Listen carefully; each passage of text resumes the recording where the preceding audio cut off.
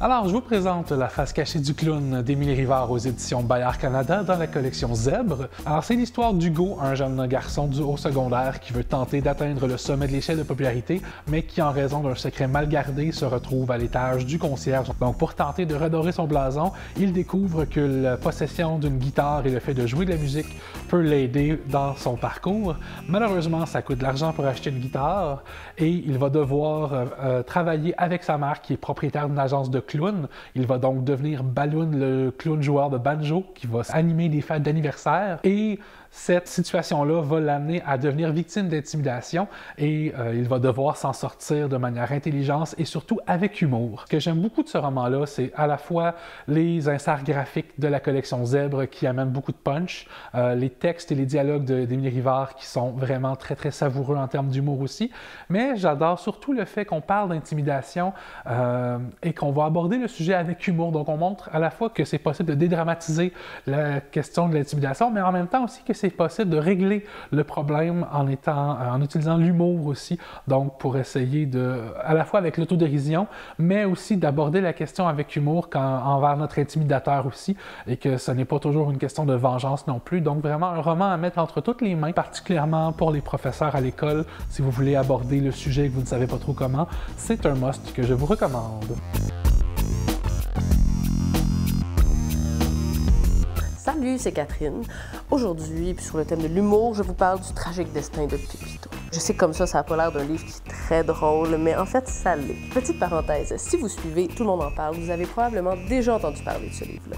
En fait, Pierre Lapointe, qui a eu l'idée originale du livre, était allé sur le plateau Tout le monde en parle pour en parler avec Catherine Lepage, l'illustratrice que j'adore. Catherine Lepage, elle a illustré beaucoup de livres, en fait, plus du côté roman graphique, mais pas vraiment, plus pour adultes. Il y en a un qui s'appelle Fine tranche d'angoisse, qui est franchement extraordinaire pour les gens comme moi qui sont profondément angoissés.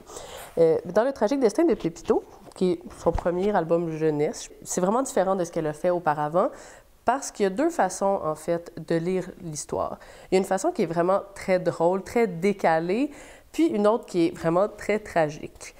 C'est ici que je dois vous dire qu'il y a un punch important que je vais vous dévoiler. Pépito est en fait une piñata. Il va donner des bonbons à son amie Margot, mais il lui dit pas d'où ça vient, ce qui arrive, mais là, Margot en parle à une autre fille, et là, tout le monde veut les bonbons de Pépito. On comprend qu'il a déjà déménagé à cause de ça, on comprend qu'il y a eu un incident, on sait pas trop, mais quand on apprend qu'il est une piñata, tout fait sens à ce moment-là. Donc, on a vraiment un humour qui est noir, qui est très sinistre, mais c'est vraiment très drôle parce que, bon, en fait, la première fois que je l'ai lu, je trouvais ça juste triste, c'était horrible. Je me disais, mon Dieu, c'est donc bien terrible comme histoire.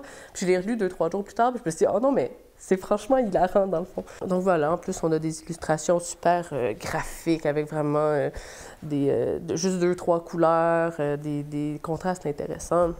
Un livre qui est assez unique en son genre.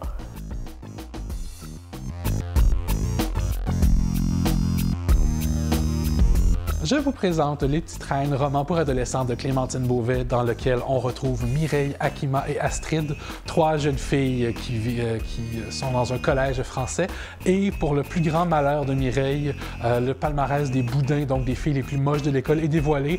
Et contrairement à ce qu'elle croyait cette année, ce n'est pas elle qui a gagné le titre de boudin d'or. Elle est plutôt en 3e position avec le boudin de bronze. Et elle va devoir un peu consoler les deux nouvelles dans l'école en discutant avec l'une des deux filles.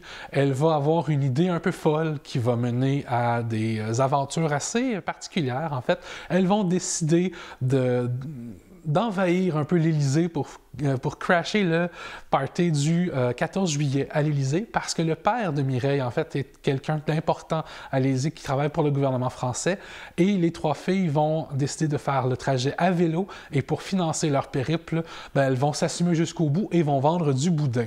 Donc, il y a beaucoup de thématiques qui sont abordées dans le roman, que ce soit la question de l'identité, la question des relations familiales, la question des réseaux sociaux aussi, l'intimidation sur les réseaux sociaux, et Et ce que j'aime beaucoup de Beauvais, c'est l'écriture très très fine. On a de l'humour, oui, mais c'est un humour qui est très assumé, qui est très mordant aussi. Donc on a Mireille qui ne donne pas sa place dans ses commentaires et tout.